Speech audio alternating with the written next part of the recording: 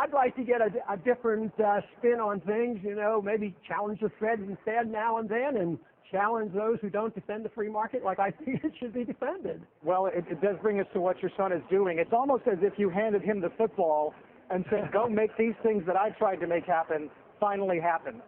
What kind of chances do you give this legislation? Oh, well, she'll be nominated. That legislation is going to pass, and I don't think anybody's questioning that.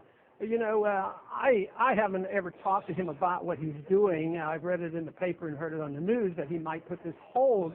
But, you know, but he has a condition. All he wants is a vote on more transparency of the Fed. You know, get an audit of the Fed. That's pretty minor.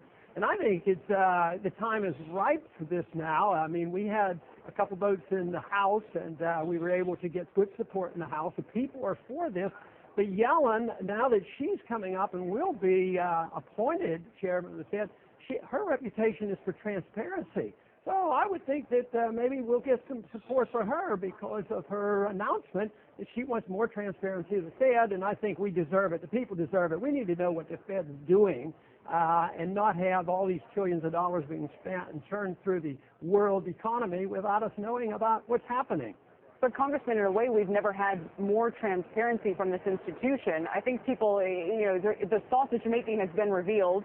We get these massive statements from them. There's these press conferences. We have pages and pages of their economic projections. I mean, it's kind of been like the emperor's, you know, taking his clothes off. You know, I mean, you sort of see how it all happens. What more transparency are you really asking for?